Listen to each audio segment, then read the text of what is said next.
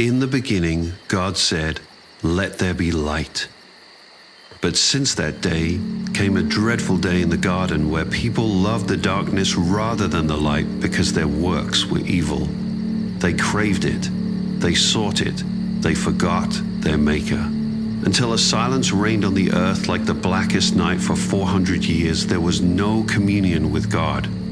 Even now, darkness covers the earth and thick darkness is over the peoples. The foreboding darkness covering this world is thick and tangible. Senseless tragedy and overt perversity is rampant. But today, there is hope. Hear the prophet Isaiah proclaim the words of God the Father to his creation. "I will lead the blind in a way that they do not know, in paths that they have not known. I will guide them. I will turn the darkness before them into light, the rough places into level ground." The people who walked in darkness have seen a great light. Those who dwelt in the land of the darkness, on them a light has shone. For God, who said, "Let light shine out of darkness," has shone in our hearts to give the light of the knowledge of the glory of God in the face of Jesus Christ.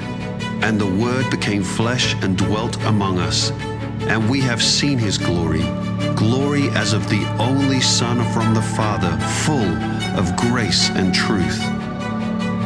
It's no wonder then that every Christmas our hearts long more and more to see the King in the full splendor of his glory.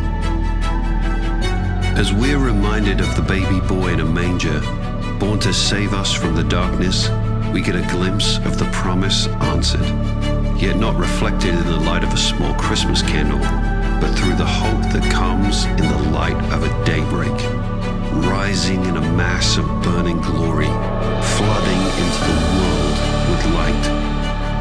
God's love for us again this Christmas is on the horizon, shining in. But it requires an inspection of the heart.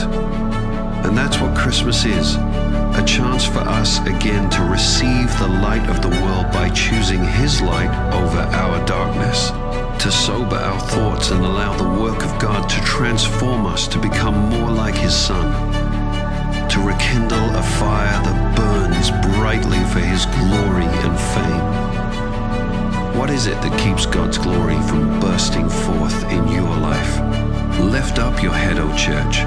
Lift up your head, dear friend. It's time. It's time to live, to throw back the curtain of our heart and welcome him again. It's time to remember the gift of salvation this Christmas night. It's time to respond to the revelation of his glory. It's time to let the light in.